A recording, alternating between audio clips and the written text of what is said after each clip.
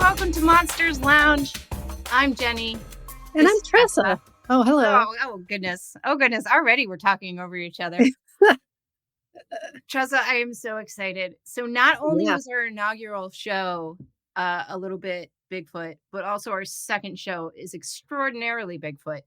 It's like this show is made for you. It is. It's like I had a podcast and I talked about stuff that I wanted to talk about. Wow. It's crazy. I know. We have a very special guest tonight. Not that all of our guests aren't special. They're all special, but this one is extra special.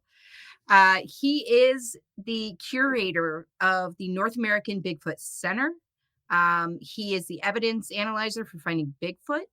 And he's also a host of his own podcast, which is Bigfoot and Beyond with Cliff and Bobo. And you guys are going to need to buckle up because this one's a really good one. I can't wait. I know. Do you want to know who our guest is? I do. Yes, I think everyone does. Yeah. Cliff Barackman. Oh, hello, Cliff. Hello. I was hoping to be Bobo, but I'll settle for me. Absolutely thrilled to have you on the show. Bigfoot is very near and dear to my heart. I am not nearly the accomplished researcher that you are, but It's not. always a big. We're all learners. fan. At the end of the day, we're all learners. I don't accept that there's any experts in Bigfoot. There are some experts in the subject of Sasquatch, but not the animals themselves. We're all just kind of learning the best we can as we go. I say that and then realize that you can't really be an expert in something that you haven't actually been able to physically study. Yeah, I don't know. You're at But yeah, I view myself as someone who just likes to learn about the subject and the animals in particular. And I'm just doing the best job I can. I may have a little bit more experience than some other people because I've been doing it. I realized just recently that 2024 is my 30th year of doing this. Wow. So, I mean, but it's just a longevity game, I guess, so I'm a lifer.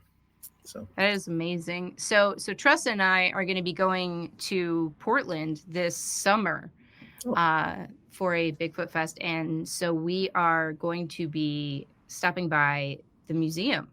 Oh, you should. It's a good time.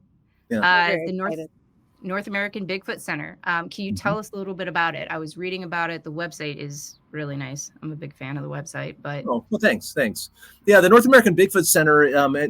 On the surface, I guess it's a museum, right? But that's just the surface. I didn't call it the North American Bigfoot Museum specifically for this reason.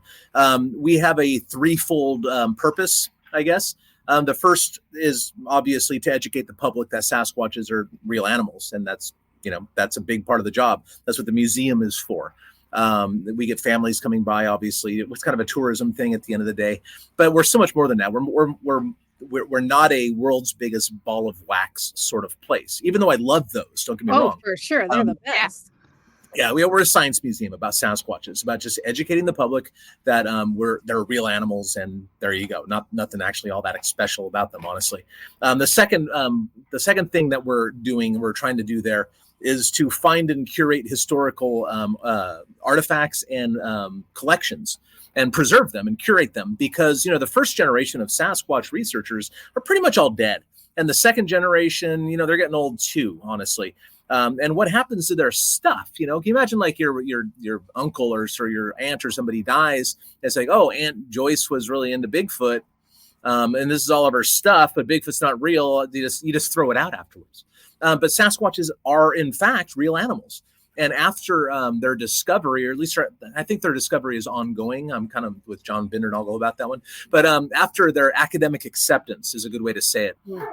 All this pre-discovery stuff is going to be of great interest, So we're trying to find these records before they're lost to time, because so many researchers have already had their collection thrown away, essentially. And there's really interesting things of value in there. And I'm sorry, but then the last thing that we're doing is we're also trying to, I get a little long-winded, so I'm sorry about that. No, you're fine. The last thing we're doing is we are using contemporary and historical data to drive our own field research, which is, I think, an important aspect of what we're doing. We're out there in the woods. We're generally out at least once a week, sometimes twice a week or more, doing our own field research. And so far, I will say that by narrowing down my focus instead of, flying all over the US doing the show or something like that, Finding Bigfoot show.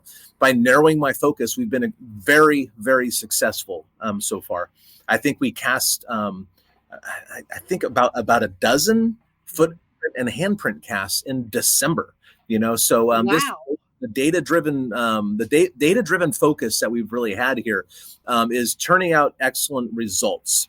So I'm very, very pleased to share with you that. So those are the three things: educate the public, find and curate and protect historical collections, and then use data that comes to the shop to drive our own research. I got a couple questions. One, not so important. Like, how the historical stuff, do people contact you? Are you like seeking that out? Like, if people have had this stuff in their family and I don't know, their offspring are like, we don't care, we're going to get rid of this, do they contact you? Or Sometimes they do. Okay. Yeah. Sometimes they do. Like, for example, one of the cooler archival sort of collections we have is the Barbara Wasson collection. Barbara Wasson was a very active field researcher throughout most of the early 1970s and probably a mid to middle-ish late 80s. She wrote a book called Sasquatch Apparitions, and she was one of the only female researchers for a long time. I mean, there was her, there was Joyce Kearney, and I think that's about it, honestly. And they were in there with the Peter Burns and the Renee DeHindens and the John Greens. They knew all those people and corresponded with them. I have the personal correspondences from Barbara to prove it. So I have her entire research collection, or at least what's left of it. And her daughter reached out to me years ago because she had some extra copies of her mom's book when she passed away. And so I purchased those from her, and I thought they were great little historical things. But this was before the museum idea was even a seed in my head. But then later on, her son reached out to me because he heard about it from his sister that, oh yeah, Cliff is sometimes interested in historical things. So that one came to me. I don't know if you know who Paul Freeman is. He's one of the most successful Bigfoot researchers, field guys out there. He cast quite a few footprints. His daughter actually reached out to me and arranged to have his field research map brought to the museum. And now Michael Freeman, Paul's son, he's a good friend of mine, and he's given us some artifacts. And people know that I think people know that I'm interested in the historical part of this. And I guess that some people who have these things trust me to do what's right with them. Because I mean, they're not monetarily valuable. That's not where their value comes from. They're historically valuable, and I guess people, and I'm thankful that people trust me to curate them long after their parents many times have passed away. So it's an honor, really. It's an honor and a privilege, and it's not one that I take lightly at all. What we have long-term goals actually at the museum to eventually make an online archive, so these things will be available to the public and housed in a nonprofit. Right now, an LLC owns them right now, but hopefully eventually they're going to end up in a nonprofit. Especially like all my collection will be passed on to this as well, because I've got a big collection now of my own stuff, let alone people like Barbara Wasson. We have the end of Dr. Leroy Fish's collection. And of course, he's the biologist that was part owner of the Skookum cast. We have Chuck Edmonds' collection. He was a Bigfoot and UFO researcher in the very early 1960s. He was famous for a small number of pretty nerdy niche things that I could tell you about. So the list goes on and on. We're getting quite a collection, and we have great plans of what we're going to do with them. Now, I love this idea. And I loved looking through the website, which is why, I mention it, is doing any kind of like research or just on a, as a hobby, as like a side thing, interests of mine.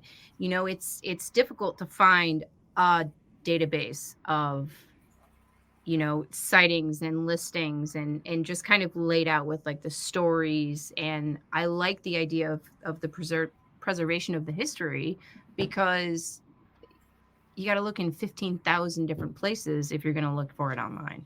Yeah, everybody and their mother has a sighting database now. I mean, I have 12 or 1,500 sightings of my own in my own database. But I mean, Moneymaker at the BFRO, he does a way better job than I would do at that. So I just let him, he can do that. I've got my own interests. On my personal website, which is just my name, cliffbarackman.com, I have a footprint cast data, or footprint. Most of them are casts. Some of them are just impressions in the ground. A footprint database, which is the only one of its kind. But I hope to expand on that and get some three-dimensional modeling going on, because I'm also the owner of, I think it's safe to say now that legitimately I have the largest footprint cast collection in the world. And I want to make those available for, especially for academics throughout the world. And the only way to really do that is by doing 3D scanning and getting those up on an archive. And so I mean, it's a tremendous amount of work. I will perpetually be behind probably until the day I die or past that. But those are my hopes and goals, is to give something back. Because again, I know, I mean, the animals are real. That's the bottom line. They are actually really there. So what good can I do, especially for them? You know, it's not about me. It's not about my legacy or, you know, Cliff. It's not about me at all. I wish I could take me out of it, honestly. But it's about them. And I want to try to give something back, I guess, you know? Yeah, absolutely. You have now I know that you are this is a real animal, like a flesh and blood kind of thing. And I was reading through some of your articles, and I've read some things that you've said that are highly interesting, and also things that should have occurred to me but didn't, such as where are the bodies?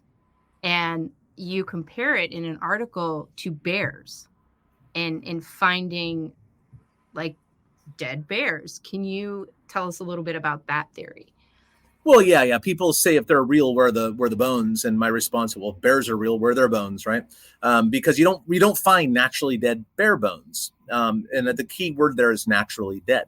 You do find poached bears, you do find roadkill bears and things like that, but not naturally dead, because bears, like mountain lions or say Sasquatches, or they are apex predators. Nothing hunts and kills them for food, like, you know, rabbits or deer or elk or anything like that. Those animals, the prey animals, they don't get to choose where they die. Whereas apex predator animals, they literally choose where they're going to die. They just don't know they're going to die, is the thing. They get sick, and then they probably hide themselves away somewhere, just like we would do, because we're vulnerable during those times. And it's a harsh world out there in the woods, you know. So they hide themselves away in some far-flung corner under a rock somewhere, and then one day they die instead of getting better like they have every other time in their life.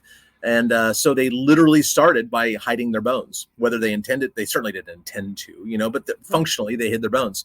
And then within a few hours to a few days, scavengers would move in and start eating away the flesh. The hair is eaten by moths, it turns out. Bone, or like the body parts would be scattered, you know, like a coyote might bring the leg over there, a bear might bring an arm over there, or something like that. And then so the flesh will be eaten away very quickly. And bones, it turns out, are a very good source of calcium, obviously. So pretty much everything out there eats bones. Porcupines are notorious for eating bones. Wood rats, the most plentiful animal in North American forests by biomass, the deer mouse, eat bones. Coyotes eat bones. Bears eat bones. Deer and elk eat bones. That's where they get the calcium for their antlers. Everything out there eats bones. So the body is basically recycled very, very quickly. But on top of that, you have to consider the rarity of the species as well. Sasquatches are probably amongst, well, maybe but certainly amongst the most rare animals in North American forests, especially large animals. We suspect, we being the Bigfoot community or whatever, that there's probably 100, maybe 200 bears for every one Bigfoot. Okay. Now, in my state of Oregon, there's about 30,000, maybe 35,000 bears here in Oregon. That means there's about 300 Bigfoot, or 350 Bigfoot, maybe. Not that many, really. And of course, bears live kind of like dogs do in a way. They live as long as dogs do, about 12 to 17 years, maybe in the wild. I don't know. I'm not sure that number, but it's somewhere in there. I'm confident. Sasquatches, being primates, being great apes like humans and gorillas and stuff, they almost certainly live 40, 50 years or so out in the wild. And there's actually a biological rule that the name escapes me, but the larger animals tend to live a little longer. I know it's not true of dog breeds, but it's true of things like cetaceans, where whales live a lot longer than dolphins do. I mean, there's some whales out there that are 250 years old, for example. Yeah. Sasquatches might live as late as 50 or 60 years old. We don't know. We have no idea, of course. But it's just 50 years. If there's 300 of these things, and they live 50 years, what's rough math? Is that 6 every year die in Oregon or something like that at the most. I don't know. I don't know the math. Someone smart than me can figure it out. But basically, not very many of these animals are dying every year. So you have to consider that as well. So yeah, you're almost certainly not going to find a naturally dead body. I mean, it's possible, but it's extraordinarily unlikely, especially since you don't find bears, you don't find mountain lions, or, there you go. It didn't resonate with me until I started thinking about, because we're, Tressa and I are both like in the middle of Illinois, we don't have like bears running around and whatnot, but I started thinking about deer, right? I spent a huge amount of my childhood, no worries, huge amount of my childhood in the forest, like, in the Midwest, and there's deer everywhere. Everywhere, all over the place, and they're prey quite often. But I've run across maybe 2-3 deer skeletons in my years of being in the woods, and I applied that to this thought, and it just smacked me in the head, like, oh, well, that's duh. Well, even just like the hiding when they're not feeling great, like if you have a pet that's maybe not doing great, that's what they do. They hide. And it never occurred to me till you said it till just now. And I'm like, oh my God. Yeah. What's the thing about Sasquatch is, since they are perfectly normal animals, all of these good questions, like where are the bones, they have perfectly normal answers.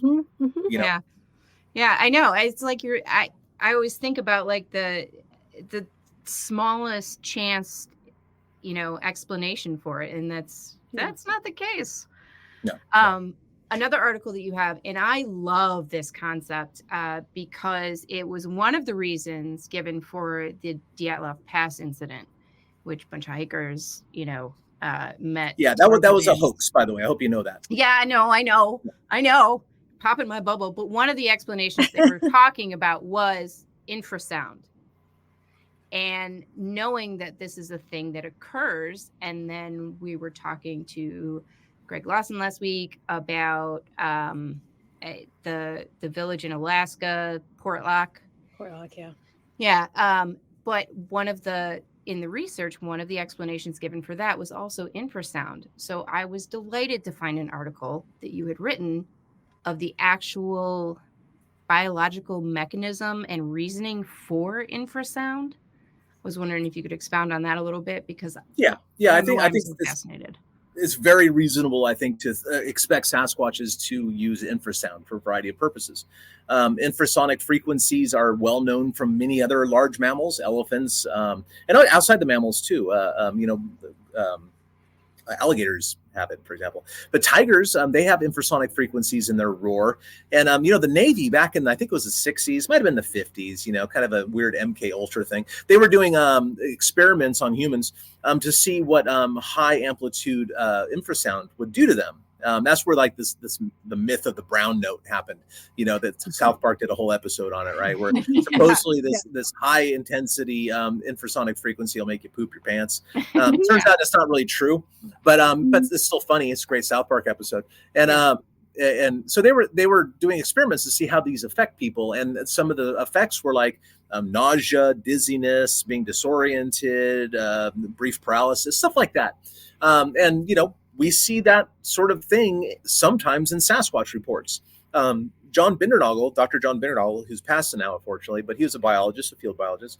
And in his book, Sasquatch, North American Great Ape, he wrote a brief thing about infrasonic frequencies and noted that at least one sighting report, this is from John Green's database, has a hunter, like maybe in a tree stand or something, and he saw a Sasquatch scream at a deer and then walk up and basically snap his neck and throw it over his shoulder and walk away. The deer didn't resist. So there's some suggestion that maybe they are using something to that effect, because tigers have infrasonic frequencies in their roars that serve to briefly confuse and paralyze their prey. So yeah, it's entirely possible that Sasquatches have something like that as well. And also, when you look at the environment in which Sasquatches live, infrasonic frequencies would be very, very useful for them, because infrasonic frequencies are not absorbed by trees, whereas higher frequencies are. Trees act like a sponge to all that sort of sound. But also, you can feel it through the ground. In fact, it passes through the ground. So theoretically, a Sasquatch on one side of a mountain can make noise and be heard on the other side of the mountain just by the sound waves going through the mountain. So we don't know any of this is true, but it's an interesting thought exercise. And of course, there are some, data points that suggest that, yeah, they might be using those sort of things, especially that idea where I'm sure if you dipped your toes into the Bigfoot sighting report stuff at all, you've read several reports where the witness was perhaps aware that something was off before they saw the Sasquatch, the hair raised on the back of their neck, or they got scared, or, something like that. And of course, I've spoken to a lot of witnesses now, but several of the witnesses I've spoken to have been yelled at by these things nearby. They said they could feel it in their body cavity rumbling. And that's another suggestion, I think, that these things are in fact using infrasound. Well, yeah, you get reports of the infrasound and the effect that it has on us. And it's all of these things. It's disorienting. It's, confusing. Like you feel it through your whole body. Like it's almost like another sense of something. Yeah, you feel it. Right. Uh-huh. Yeah. Also, I'm not getting away from this, from how serious I'm taking the subject, but the idea of just a little Bigfoot walking up and just screaming in somebody's face is a little bit amusing to me. Oh yeah. It'd be an interesting question to see if the little ones, if Sasquatches do end up having infrasonic usage, could the little ones do it? Or do you need a big body cavity? I know there's a lot of questions that go with this. I don't really know much. So. Exactly. Or is it like a learned thing and then you like something that you have to learn how to use? Yeah, I don't know. It's I really love the idea of stunning somebody with, like, I'm very sensitive to sound. It just the slightest thing will take me out. I can't deal with it. And the fact that anyone else could experience that from something else, and it's a very natural, and it happens in nature everywhere. Mm-hmm. I love that so much. Yeah, it does. That's part of the difficulty with figuring out if Sasquatches are using it, because there are infrasonic frequencies all around us. Mm-hmm. Right. The ocean emits them all the time. Volcanism, so like rocks moving underground and that sort of stuff. Avalanches are a good source of infrasonic frequencies. And of course, you can't just, not every microphone or recorder can even record them, because it turns out, it makes sense that the sound technicians don't tend to make microphones for sounds that humans can't hear. Right? It makes sense. Yeah. So there's a whole, just a whole array of challenges involved in finding out if Sasquatches use infrasound. Mm-hmm. But to my knowledge, no thorough survey, or any survey at all, has been done of North American animals that use infrasound. So it's rife for any sort of PhD student who's looking for something cool. Oh, absolutely. Because you don't hear about it a lot. I mean, it was just very recently that I learned of the connection between them and elephants, right? And how elephant herds are able to communicate over long distances. 5 to 7 miles, and they feel the vibration in their big padded feet, which is another Sasquatch thing. Sasquatches have large padded feet, and maybe that's how they do that too. We don't know. There's just so many interesting correlations and possibilities out there. Oh yeah, it just captures the imagination, and you just go wild with it. Mm-hmm. Yeah, absolutely. So I think break. Oh, good point. Let's take a break. Oh, we're back. Oh, that was fast. Nice. Yeah. It's like almost no time passed at all. Yeah, it's weird. Oh, it's so super natural podcast. We time travel a little bit sometimes. It's fine. So I have some questions too, because one of the things that I like so much about the field of any kind of cryptozoology is thinking about the environment and how things may have evolved to fit within that environment. And there's reports of the smaller species, I guess one would say, of Sasquatch. And you took a trip to Sumatra, right? Mm-hmm. Yeah. To study the Otang? No, the orang pendek. The Otang is a local name of an unknown hominoid of some sort that lives in South Africa. But in Sumatra, they have persistent reports of bipedal apes between 3 and 5 feet tall that they call orang pendek, which is orang means man in Indonesian. That's where the word orangutan comes from, orangutan. Orang means man, and utan means forest. So orangutans are actually forest men. That's what they call them. But orang pendek is a short man because they're little, essentially. And on one side of the island, away from Kerinci National Park, which is kind of the epicenter for a lot of the orang pendek stuff, there's another unknown species that is represented by a very small number of footprints and a very small number of sighting reports. Almost no one has ever written anything about these. It's called the orang gadang, which means big man, essentially. And these aren't even reported to be Sasquatch size. They're reported to be somewhere about 5, maybe 6 feet tall. But it's possible that these are an entirely different species. We don't really know.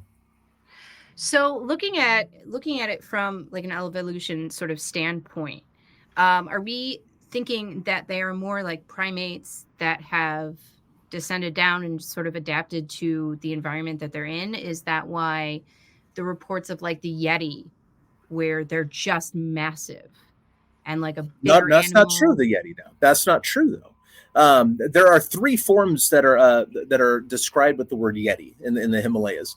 Okay. One is a large Sasquatch-like animal, 7, 8 feet tall. I've personally spoken to witnesses in Nepal that have seen these things. There's another form that is a smaller form, generally 5 feet tall, give or take, and it's really best represented by the McNeely Cronin footprints, I believe was the name. In early '71, mountaineers found these footprints, and it had an abducted hallux. The hallux is the big toe. Abducted means off to the side, like your thumb. Where Sasquatches have a adducted hallux, like a human, the big toe in line with the rest of them. And we assume that the larger Yeti species probably has that as well, although there are no known. Well, no, there is a footprint. There is a footprint actually of it. And yeah, so it has an adducted hallux like a human does. But there's another whole species of animal that they call Yeti there that is some sort of much more ape-like, I guess. And it has an abducted hallux, like a toe going off to the side. And that one is quite small, 4, 5, 6 feet tall, somewhere in there. So just to set the record straight, so. No, yeah, my mind is blown because by the way, there's a third form of Yeti. I might as well say that too. I did say that. Yeah, please. All along, I've been wandering around thinking that there was just this one. No. The third form of Yeti has some unfortunate fallout because of it. It's essentially a brown bear, and then we all know it's a brown bear, and they call those things Yeti too, because the Yeti is kind of like there's a loose translation from the local tongues, it means like that man-like thing over there, so that's what Yeti kind of translates into. And when bears stand up, that's a Yeti. But I don't know if you remember, but Dr. Brian Sykes, who's a world-renowned geneticist, he did a series, he wrote a book, and then he did a series of specials on Nat Geo, where he was doing DNA analyses on a variety of things. And one of the things he did is that he tested some supposed Yeti hair, and it came back as bear, and that was the headline. Yetis are bears. Too bad, everybody. But he got the hair off of a bear pelt. Of course it's going to be a bear. We all knew it was going to be a bear, but that's not what Nat Geo put out as the headline. They put the headline out being very misleading, to say the very least. And I thought the whole Brian Sykes thing was a huge missed opportunity, and almost just, I'll say misleading to be kind. But it did some damage to the subject, unfortunately. But again, if Dr. Brian Sykes, who's now passed, so I'm not going to slam the dead guy, if he had done his research appropriately, like I would expect any other PhD to do, he would have known that there were 3 forms of the Yeti, and one of them is indeed a brown bear, which is the kind of hair that he tested. And lo and behold, he got brown bear as the result. So. Well, first of all, I want to say thank you for saying that the PhD candidate should have known about the 3 different forms of Yeti. And, that excuses me because I'm not the PhD candidate. Yes. Oh, yeah. Well, that's just the way I feel. If you're going to go out on the limb and you're going to work in that geo, you should probably do your homework, Like if you're going to Nepal, read the Yeti literature, I feel like that's completely accurate. But the way that these develop geographically, does that make sense to you? Like Well, yeah, sure, but that's true of everything. We are all, even the fruit flies are the winners of our evolutionary race so far. So everything has adapted to their appropriate environment, essentially. And so if we look at relict hominoids, which is the term you're looking for, you said Sasquatches, but Sasquatches are specifically North America. So if we look at relict hominoids, which is the term that we're kind of moving on into at this point, and relict is a biological term that means still surviving in small numbers, even though their populations were probably more widespread at one time. And a hominoid is a term that basically means a human-shaped thing, right? So relict hominoid. You see, when you look at human ancestors and the other apes as well, even if we're not directly related to them in that sort of way, all of the known species of apes right now are relic species. I think there's 5 different species. There's bonobos, chimps, orangutans, gorillas, humans, and that's pretty much it. Gibbons are a lesser ape, but they're apes nonetheless. There used to be hundreds of species of apes, hundreds of them. Yeah. Okay, and they're all gone now. Then it turns out that the only species that are left happen to all be tropical, but that wasn't always the case. There were temperate apes everywhere in the world at one time, and so who's to say that all of those species, whether they're an ape species or a human ancestor, what we call a hominin, who's to say all of those have died out?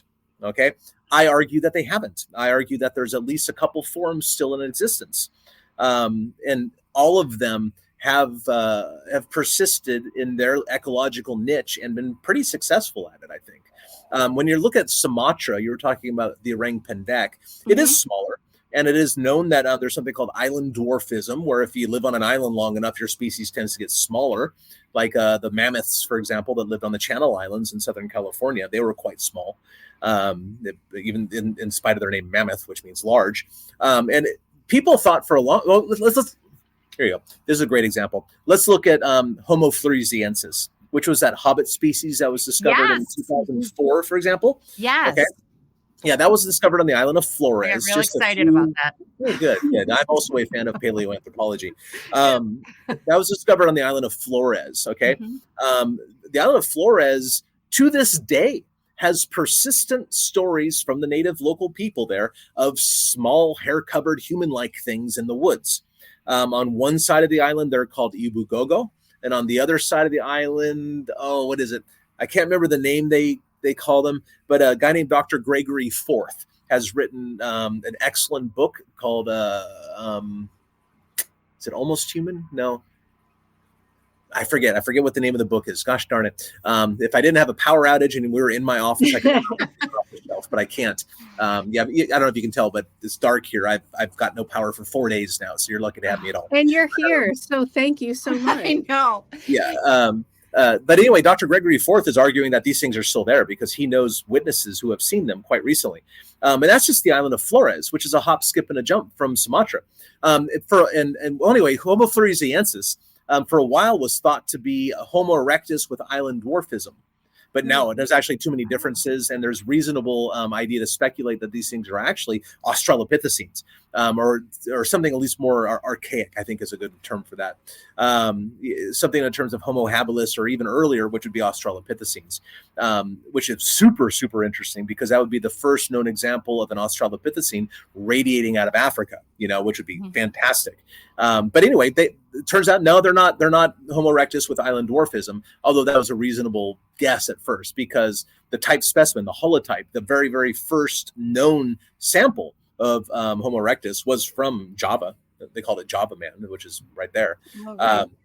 But I don't think that orang pendeks are Homo floresiensis. I think Ubugogos probably are.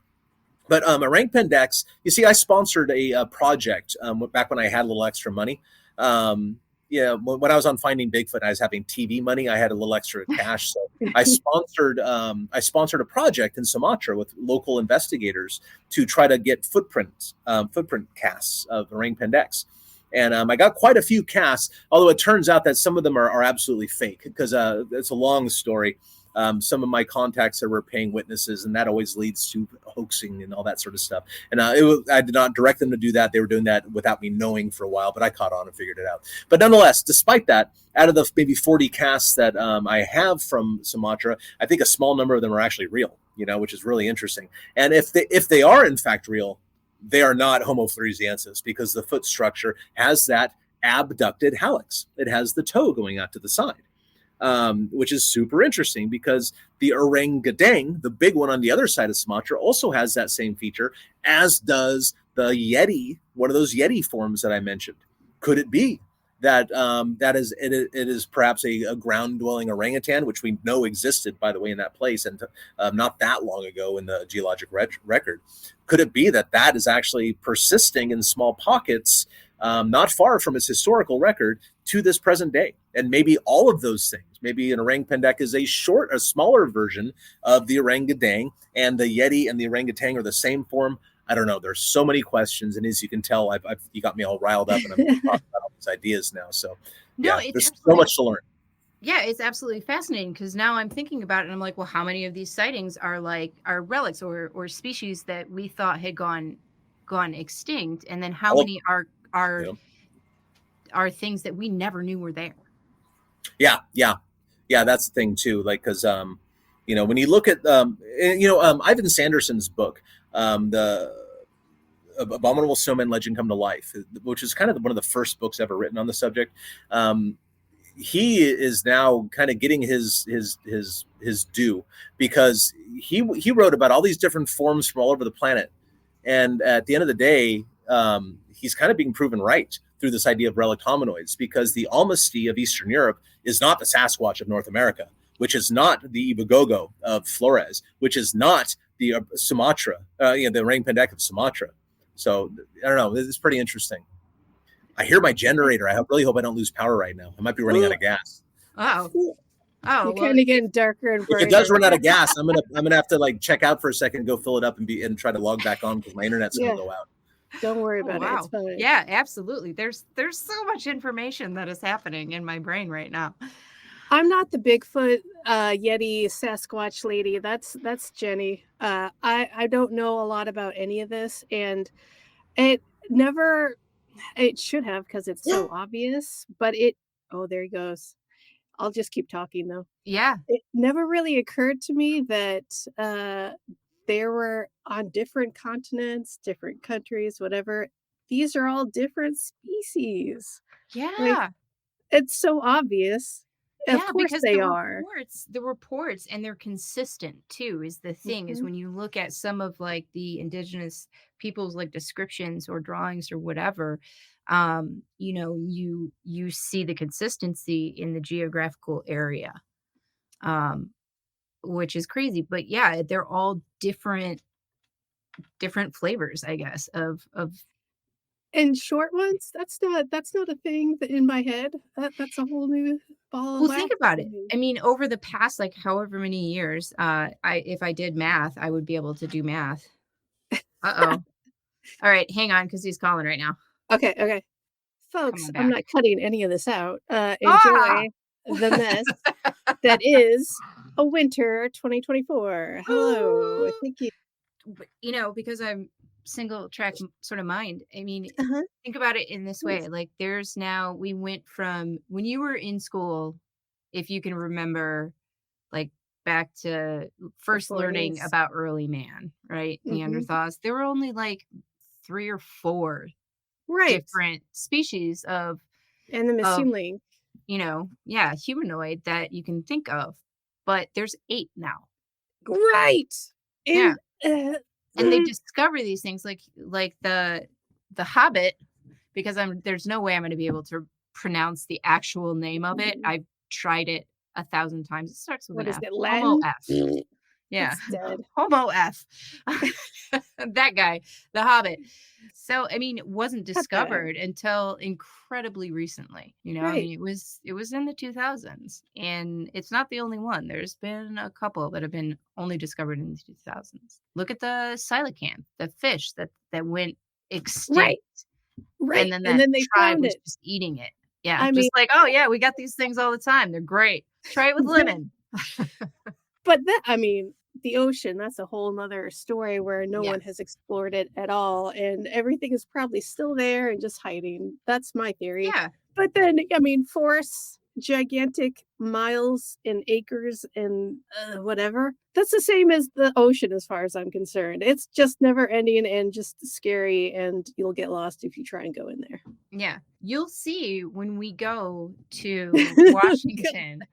what are you You gonna will do not to get me? lost. You will not get lost. But Do you if you promise? step, I promise you. I promise I will not. I will tie a bell to That's you. my yeah, but that doesn't mean I'll find my way out. Well, I'll find you and lead you out, is what I'm saying with the What bell. if you get lost? Well, I won't get lost. Listen, all I'm saying is Mhm. that when you go into some of these national parks and you go, I mean, legally, you do not go off the path because you're not supposed to. But if you happen to accidentally wander a little bit off the path, Uh-huh. like it's a whole different world. Like you don't know where you're going. You're back in, yeah, you're almost lost A if whole new you world? wander away. Yeah. It's a whole new world. Oh my god, I got her to sing.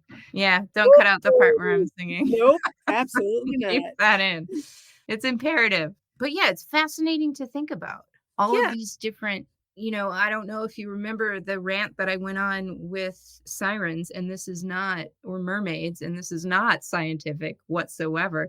But Right, there right. is a theory Uh-huh. that at one point in time, Mhm. our ancestors, one of those little branches, went right on back to the ocean. And they're like, I don't like this land thing. We're going back to the This seas. sucks.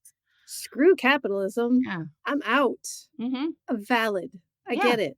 Yeah. They escaped the 100%. Neanderthal economics and they went back to the ocean and developed gills and all of those things again, which you get some of these horrific, reports of sightings because they would have adapted to their environment. Listen, until Cliff gets back, let's talk about mermaids. Have you seen the mermaid videos? They are wild. Yes. They're gross. They're, no, yes, They're not hot like exactly. manatees. They're not going to be hot like manatees. Captain Cook would want none of them. None of that business. And they adapt to the environment. They would need Right. to be a predator, so they would need to have teeth. Okay, let me posit a question to you. Yeah. Columbus, was he doing it with manatees or actual mermaids? I think Columbus was up for whatever. Yeah, he totally was. He was Yeah. like, man, these mermaids have cake. Let's go. Yeah, I don't And then, think, and then all if the you're coming sailors were like, over, oh, that's not a mermaid, bro. Don't do that. That's gross. And he's like, nah, mermaids. yeah, I think He that was there's pissed about something that. not right in your brain if you're coming over and you're like, oh, Oh, this habitable, place that is already populated, we're just gonna call it ours now. There's something eh. wrong with you to begin with. So, These sea cows are mermaids. They're not as hot as I thought they would I be, but they're mean, suitable. yeah. If your goal is going to be, I'm gonna wipe out the original people here, Hmm. there's something wrong. So I could make the connection to them Being doing stupid. the sea cow. Doesn't help when I call them sea cows. Mhm. I will, however, back him up on the ocean UFOs that he watched go in and out of the ocean on the way back and whatever. That's the only thing I'll back him up on. That's it. Mhm. Otherwise, he's a dumb idiot. That's fair. Thank Anyway, you. back to Sasquatch. I mean, and these things wandering around in some of these national parks. Teddy Roosevelt, he Mhm. was a believer. He had reports of a Yes, Sasquatch. he had multiple, didn't he? Yes. Yes. And he started our whole park system. Solely to do this. Paparoos is what I call him. Do you really? I do. As of right Paparoos. now or previously? as No, well? right now. Right now, that was the decision I just made. I support that and I Yeah. enjoy it. Thank you. Yeah, it's a good Mhm, one. mhm, Good mhm. old Paparoos.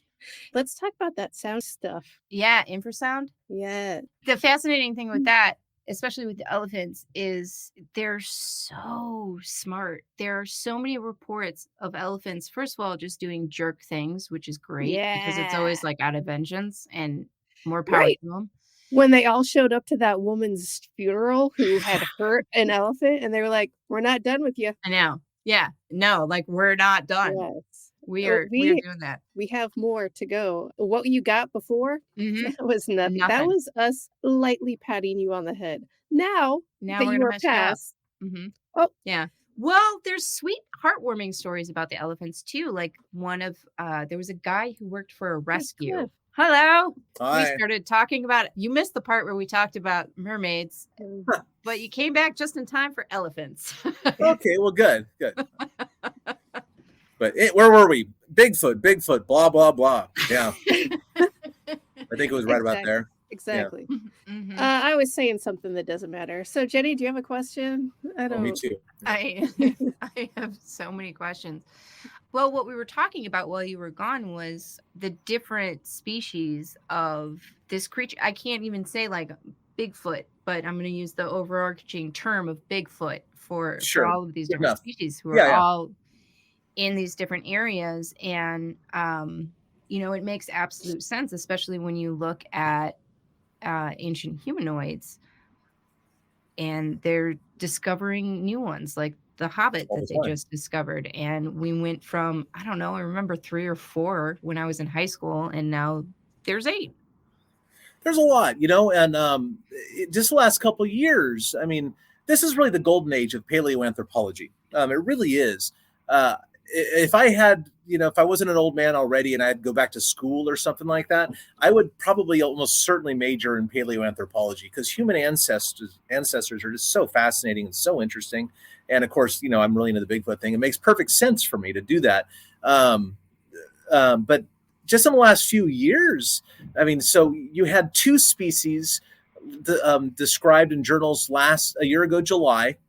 There was one just recently, last couple of months too. But last July, there were 2 species discovered, if you want to say that. Described is a better term. I forget the name of one, but one was from Israel, and the other one was from nearby. That one one of them got all the attention because that has a sexy name. They called it Dragon Man, right?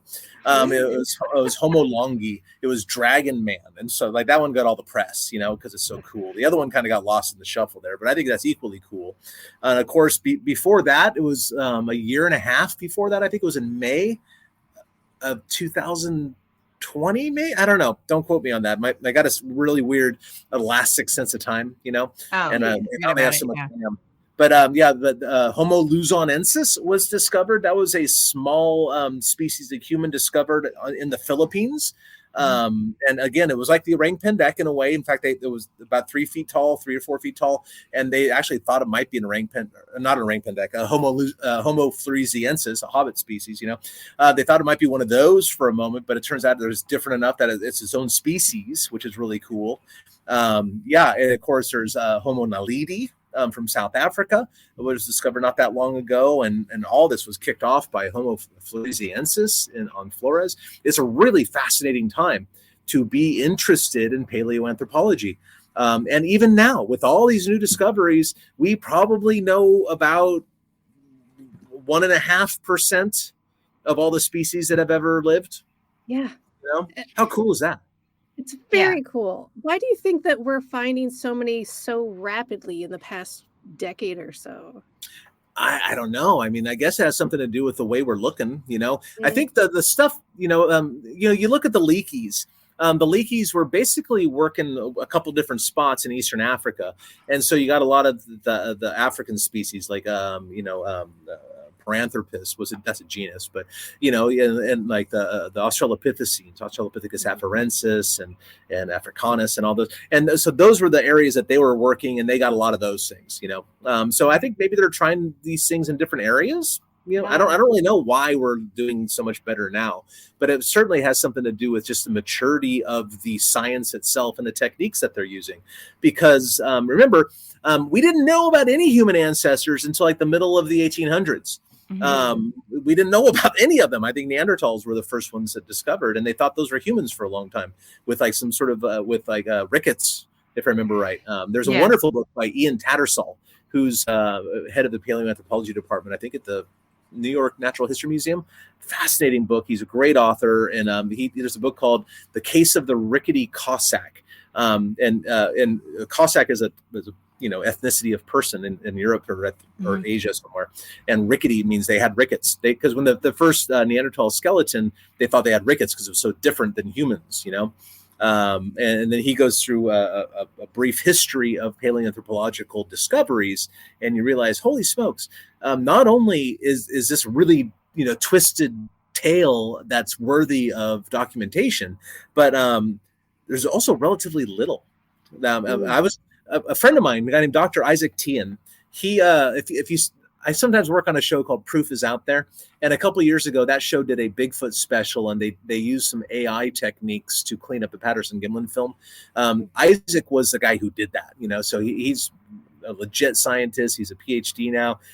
He and I were talking. We were on expedition a few months ago in the Blue Mountains, and he was telling me that he took a couple. He's a computer nerd for a living, but he took a couple paleoanthropology classes because he, like me, is also very interested in that. And he said that there are so few good examples of human ancestors that he had to memorize all of them for his class. That's how few there are. That like you can actually memorize every single specimen for your class, Wow. and it's not a ridiculous thing to ask. That's how few there are, and we're talking like nice cranium and things like that. There's lots of bones and the finger bones and stuff like that. But as far as nice cranium go, or crania go, there's relatively few, and so when you read books about the history of paleoanthropology, that's really driven home well. Is that we know so little, and we know so much based on so little, which I think is really cool, really neat. Well, something that goes towards Tressa's question, and also something that's why it's so fascinating to talk to someone like you is it's a fascinating time for cryptozoology too, or any sort of discovery, because everybody's communicating more. And then in a lot of these situations, we're getting actual scientists, and those reports are being more easily communicated to other people and just the general public, and it's interesting and so fascinating. I don't know where I was going with that. I'm still excited. I'm just jazzed to be here. Yeah, far too few, because I'm not a scientist. I'm a citizen scientist at best. Yeah. I'm lucky to have the ear of a couple real scientists, and I think that's great. And I cherish those relationships, and I learn a tremendous amount from them. At the end of the day, I'm a learner still. I was an elementary school teacher before television grabbed me, and teachers are generally good learners. That's what we enjoy doing, and so that's really my strength. It's one of my strengths, I guess. Being a fifth grade teacher, I'm also a good communicator, especially for the American public, who generally has about a seventh grade reading level. So not slamming America here, but it's the truth. It's not a great thing. We're seventh grade. I don't know, but I can communicate rather complex ideas and into relatively simple words, so everybody can grasp the ideas. Everybody has the concept. I think that, I guess, is another one of my things, superpowers, I guess. But too few scientists are involved in this. But it doesn't take. You don't necessarily have to have real scientists, like PhDs and stuff at universities. It helps, and there are certainly a lot of university scientists who are interested in the subject, but aren't ready to say much about it yet. Either they're not completely convinced, or they're open to it, but like waiting to be convinced by something better, which I think is where most people should be, honestly. Yes. To accept something wholeheartedly without evidence, that's a belief system, and belief does damage to science a lot of times. You should always doubt yourself, always doubt what you think, always try to prove yourself wrong, and to see if the evidence can prove you wrong. And that's a success if you do. It's great. Maybe that's why I like science so much, is because it's one of the only subjects that I could be wrong in, and that's a victory, because I'm wrong all the time. It sure helps. But yeah, I think it's really interesting that a number of PhDs that I personally know that are very interested in the subject, that were very willing to listen to what I have to say, or take my call, or correspond via email, but aren't ready to be public about it yet. It's an exciting thing to witness, because that means the evidence is approaching an appropriate level, that the evidence is compelling to those who know far more than I do. I'm just a grunt. I'm out there in the woods trying to cast stuff. I'm trying to bring evidence to people. I'm trying to do the best job I can to represent the subject for those academics. I'm a science communicator to the public, where people like Dr. Meldrum is to the academics. Yeah, well, I think that's kind of where I was going with my pointless point earlier, was that the scientific method is now being used more and more frequently, and people like you do use more of a scientific method when you're out looking for evidence and when you're analyzing. Yeah, I'm not sure. I might not totally agree with that. I certainly advocate for the scientific method being used. I certainly advocate for that, but I'm not sure it's being used more. Because I see quite the opposite happening, honestly. Really? Okay. And maybe that's just because it really irks me. But I've pretty much abandoned social media at this point. I have to have a Facebook and an Instagram and all that other Twitter nonsense and stuff. But I also have a Cliff one, a museum one, and probably a podcast one, but I never look at, and so I kind of have to because of that. That's the way I scratch my living. But man, I'll tell you, I've pretty much abandoned it all because on there, you either have there's two big camps that really get to me. One is the scoff dick, where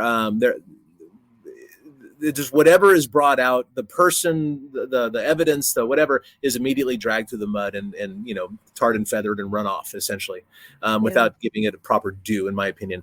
But there's also the whole paranormal side of things that I think is doing real damage to the subject itself. To advocate that Sasquatches are UFO riding, shape-shifting, interdimensional whatevers does a lot of damage and keeps those very scientists that we want to look into the subject away from the subject, and I don't, and it seems to me that people are going more that direction now than ever. See, because 20, 30 years ago, I was the weirdest guy in the room because I thought an undiscovered species of ape was in North America. But now, literally, I'm like the most conservative person in the room, because the other people are having faith healing sessions with invisible Bigfoots that go through interdimensional portals and stuff like that, which makes all of us look foolish, frankly, So I'm seeing the paranormal thing taking over Bigfoot in a way that is alarming and deeply concerning. It is legitimately doing real damage to the subject. Now, of course, you guys run a paranormal podcast here, so I'm sure I'm ruffling some feathers, but honestly, I don't care. But let me say this, okay? Let me say this, that I think that we can all agree on a couple things. We want academics and scientists to take the subject seriously, right? I think no matter where you are in the Bigfoot scale, that's a reasonable statement that I think the majority of people would probably agree with. And I also think that what I said earlier, by advocating that kind of thing right off the bat, drives them away. I think that is also a very reasonable statement that would be hard to argue with.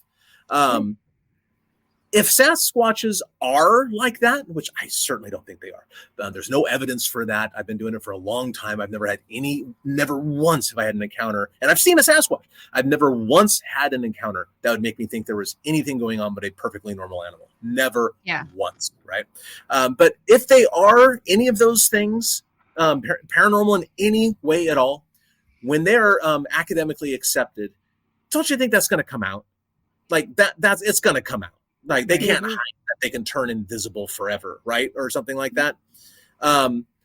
Maybe we should start with they're actually there instead of they're forest beings advocating for the greater good of humanity for the Anunnaki who were here under the great god Tiamat sun that will swoop by, whatever nonsense. Maybe that's a safer way to proceed forward if we actually do want the academic attention that we are seeking in this subject. Otherwise, you're just building a religion. And frankly, there's too many religions already. That's true. Yeah, this is a valid point you make. Yeah, that's interesting. I mean, I probably just think that there's more scientific method applied to it just because that's what I've been reading lately. I guess it's where you put your attention, right?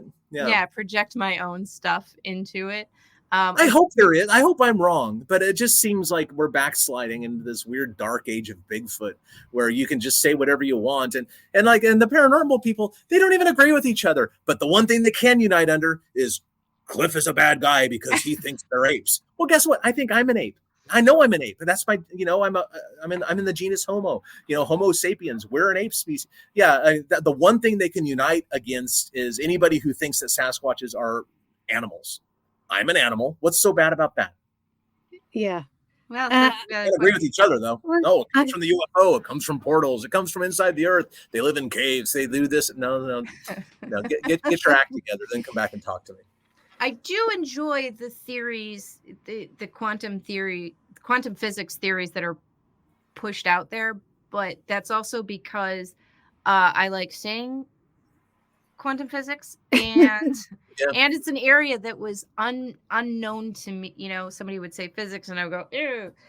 But now I'm like, oh, well, maybe I'll read a couple of books on it, and there's a wonderful book called Quantum Bullshit. And it's written by a quantum scientist who goes into the, he calls it the New Age movement's use of quantum and everything that they do. And he says that, and he says, and I don't say this because I know a couple of people who are advocates of the quantum Bigfoot sort of idea, whatever else. He says that anybody who advocates for that, first of all, has no understanding of quantum physics whatsoever. And second of all, is trying to pull something on you, like trying to get your money somehow. I don't know if that's true. I know Ron Moorhead, who's the author of Quantum Bigfoot. I think he's incorrect, but I don't think Ron's trying to screw anybody. I think he's not trying to get your money, not trying to do any of that stuff. I think that Ron is looking for explanations for weird things that he's encountered. I respect Ron. I like Ron a lot. I consider him a friend. So I don't agree with the author of that book on that point. But it's a fascinating read because you're reading about the quantum the use of the quantum idea in paranormal stuff, and and this guy's a legit quantum physicist, and he goes through all the reasons why all that stuff is malarkey, and it's a really interesting read, and it's easy to remember the title, Quantum Bullshit, and it's a wonderful book. I finished reading it about 2 months ago. Yeah. I saw that one when I was out looking for beginner quantum physics. Well, because quantum physics was Einsteinian physics. I was a science. I mean, before Calculus 2 kicked my ass, I was going to major in physics and astronomy. But when Calculus 2 came about, I said, I don't want to do whatever that is. I don't want to do that for a living. So I decided not to. Quantum physics was trying to piece together the way things, very, very, very, very small things worked. Like the size of galaxies, we have the Einsteinian physics and all that sort of stuff, which was a refinement on Newtonian physics. But all that stuff broke down when you talked about subatomic particles. So that's when they started piecing all that stuff together. And as of this moment, there's no. Why would you think that's, or not you? I'm not saying you do, but why would anybody think that Sasquatches behave and follow the same rules of physics as subatomic particles as a whole? Now, the argument is like, well, they're made out of subatomic particles because where everything is, right? And I say, well, that I can't do it. Bears can't do it. Yeah, I like shift in and out of this and that, some dimensions and teleport and all that stuff. Why would you think any other animal can? People have seen Sasquatches take a dump. People have seen Sasquatches pee. People have seen Sasquatches scavenging on the side of the road for roadkill, digging through trash cans, doing all the sort of biological things that, say, bears do. You know what I mean? Mm-hmm. If Sasquatches were paranormal and super hyperdimensional and all this stuff, why would they be digging around for roadkill or going through trash cans? Wouldn't they just go to the holodeck and order a steak sandwich? I just don't get it. Maybe roadkill's delicious. Who knows? Yeah, I've never tried it. I know people who have, and it's just me. No. I really appreciate the idea of people trying to break down the unknown into a science that they also do not know. And John Green commented on that. If you read the John Green books, which any Sasquatch advocate should, because he's one of the most important founding fathers of the subject, he says in there quite clearly, people explaining one unknown with another gets you nowhere. Yeah. Yeah, it's all conjecture and theory, but it's fascinating stuff to think about. Yeah, I think Bigfoots are fascinating enough. You don't need all that other stuff. Oh, I just mean across the board. Just if there's an explanation for something else, like, okay, right on. I think I'm just excited that my brain starts to work sometimes. Yeah. That is Yeah. rare. Listen, we're at the end of the show. Do you tell us all the things where we can find you and Yes, promote please. what you need and want to promote, please? Oh, I don't know. I mean, I guess the museum's the most important thing, I suppose. You know, I mean, I'm not really into me, but I'm into the museum. North American Bigfoot Center. You can come visit. I think you'd enjoy it. I think everybody would enjoy it. I specifically designed it to be enjoyed.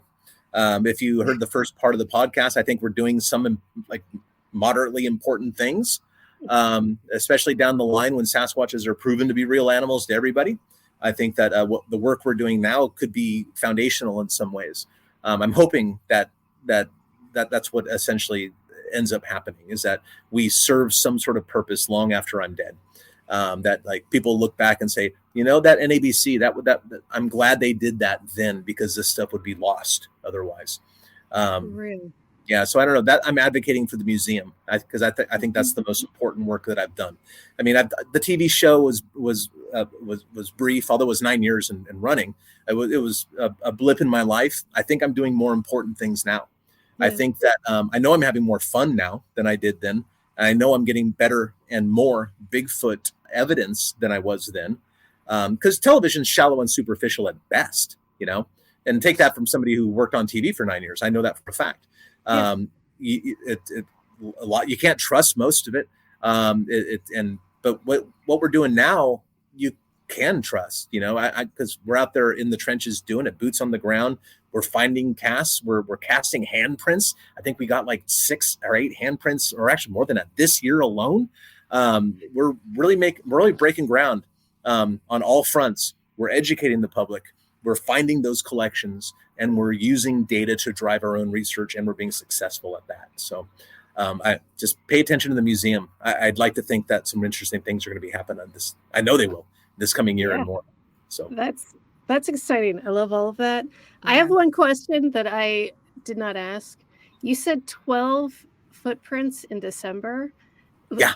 How spread out was that? Like location wise?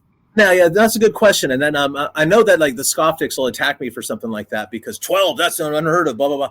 It's basically, I went out on the 4th and I found 2 trackways of 2 different individuals that were about 60 yards apart. I have found these same individuals' footprints before in the same place.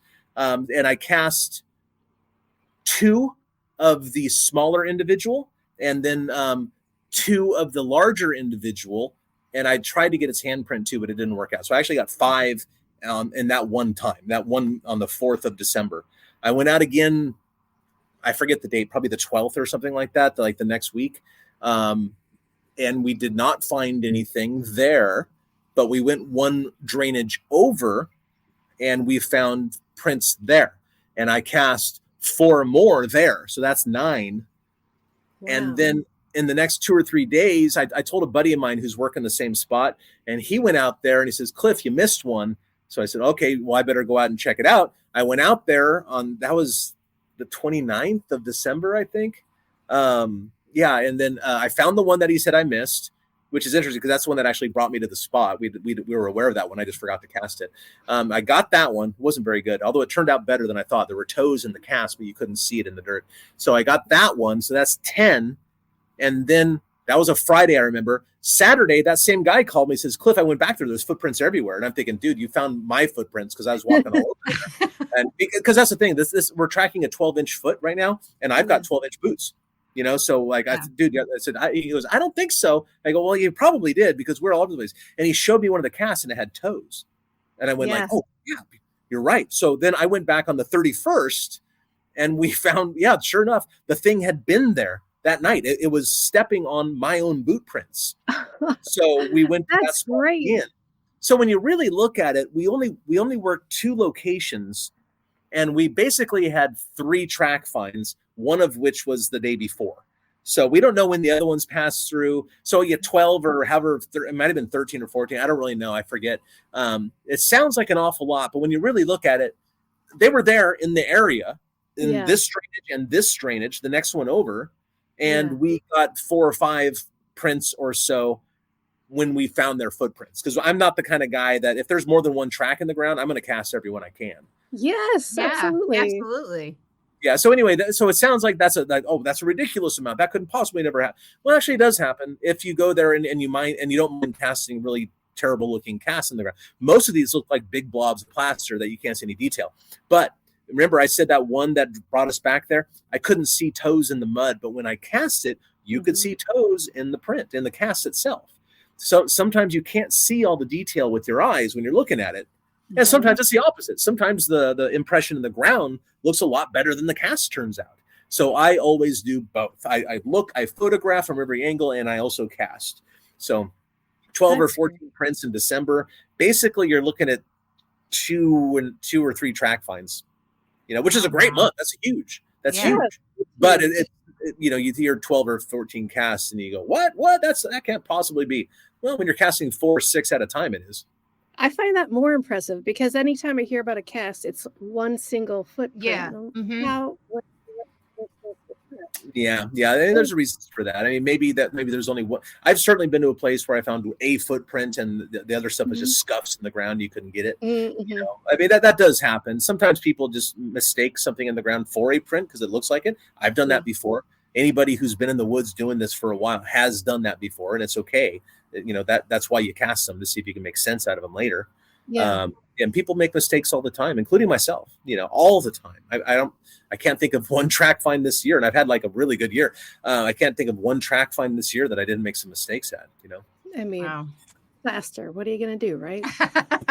Pour it in the ground. Yeah. I cannot wait to go to the museum.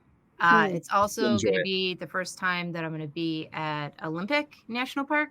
Oh, the Olympics are great. Yeah. Oh, I'm absolutely tremendously excited. We're going to do that right before the Bigfoot Fest, and then we're going to come see the museum. It's going to be the best trip ever. It really is. Yeah. All right, everybody. Thank you so much for joining us. We will see you here next week. Bye. Thank you. Bye.